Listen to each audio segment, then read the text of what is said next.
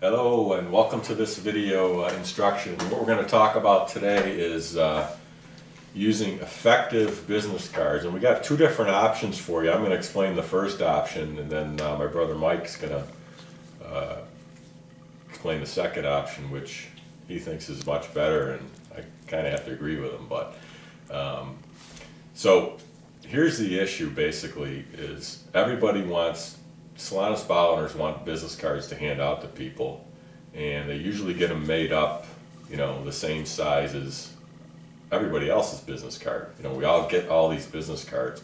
The challenge with these is that you usually stack them up like this, and you put them somewhere in your office or your wallet or your purse or something, and they never get looked at again. So again, what we want to do is be different so that we get people's attention, and there's two ways of doing that, and I'm going to explain the first one.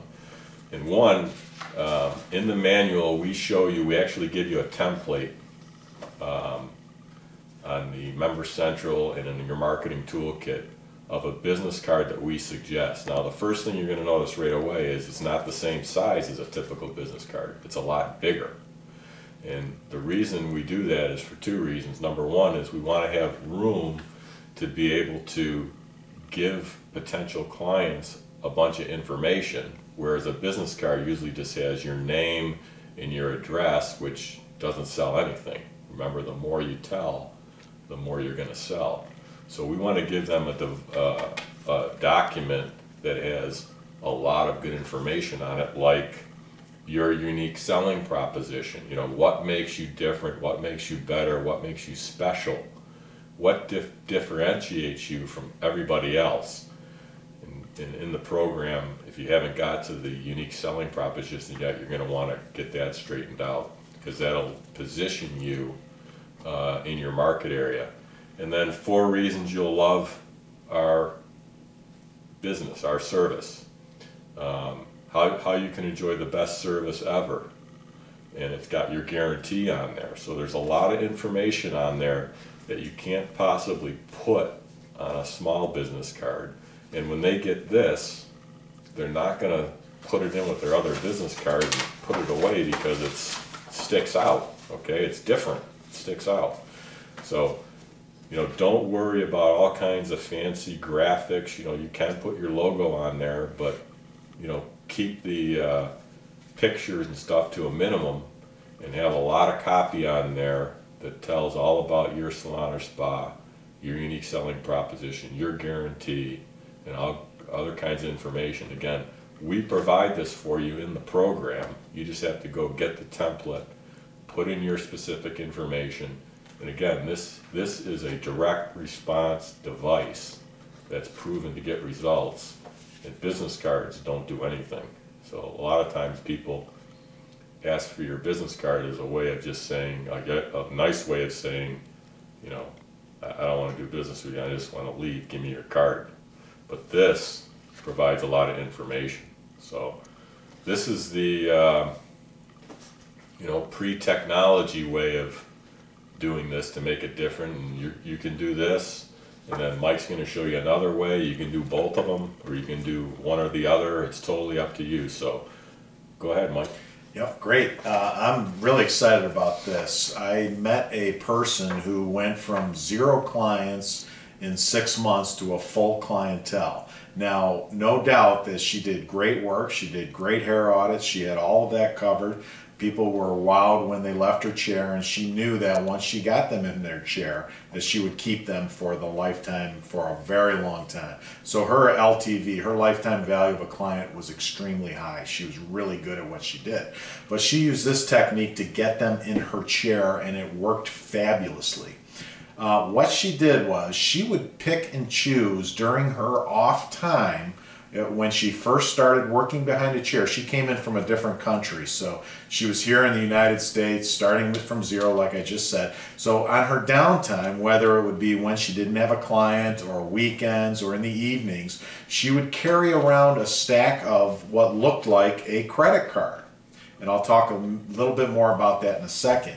And what she would do is she would pick and choose her target clients as she was out and about. She was a high-end stylist, so she would look at people and look at their shoes, and she could tell by what kind of shoes they were wearing, by how they were currently wearing their hair, their clothing, what they were willing to, how much value they had with how much they were going to spend to get their beauty services. So she searched for high-end clients, and she would simply walk up to them and start a conversation and just have a little bit of a story. I'm new to this area. I just started working at X, and I want to build my clientele with the right kind of clients, and I feel that you meet that criteria, and I would love the opportunity to show you what I can do for you. And she would simply, and then when I mean 99% of the time, the person that she was talking to were absolutely thrilled that someone would take the time to talk to them about their beauty needs. So she always had a little bit of a story, and then she would hand them what looked like a credit card. And it was a basic credit card with, on the front of the card, it would have the name of the salon or spa. It would have an offer on it. For this, she would do free haircuts. Now, that's pretty extreme, but it worked very well. And mind you, she was charging $150 for a free haircut. But she understood that once they sat in her chair, she was going to keep 95% of them. So she was more than willing to spend 45 minutes, donate 45 minutes of her time to get a lifetime value of a client. She would do that all day long, every day long if she could. And she did, starting out. So she would simply hand them this card that looked like a credit card. It'd have the name of the salon, good for one free haircut. She'd put the value of that on the front of the card, $150 off in this case. And on the back of it, this is extremely important, she would have that, that code, that magnetic strip code. It was very important to have it on there because it added value to the card. If it was just a plastic card with no magnetic strip on the back, it would get thrown away more often than not. But just for some psychological reason, that magnetic strip adds more value to the card, and it makes it seem like it's a real credit card. Now that magnetic strip can be fake. In her case it was fake. Other members who are using this strategy, in a lot of cases that magnetic strip is fake. There's nothing to scan through. It's just there for perception only and to add value to the card.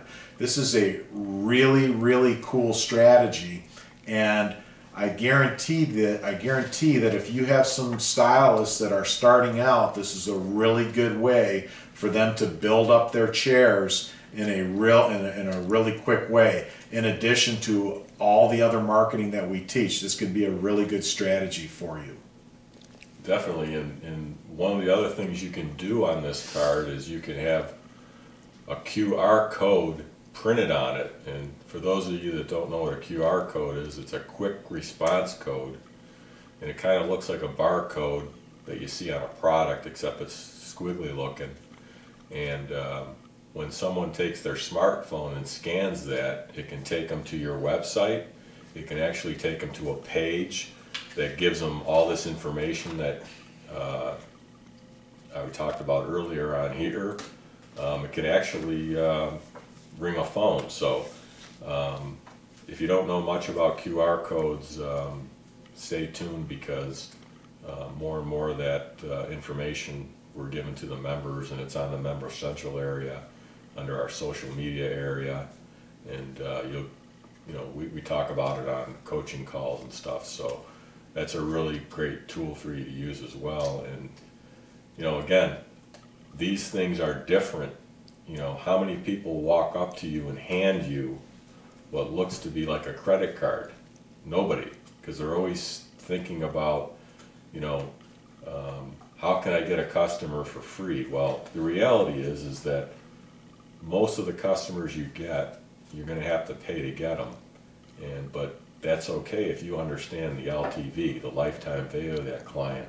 This person was more than willing to provide $145 value to capture that client and to make them become a lifetime client. And you should do the same, because it's one of the cheapest ways of doing it. It's very direct. You have a lot of control over it, and you can build up a big client pretty quick. Yep, absolutely. Yep. All right, that wraps up this one. Sounds great. We'll see you on the other side. Bye now. Bye-bye.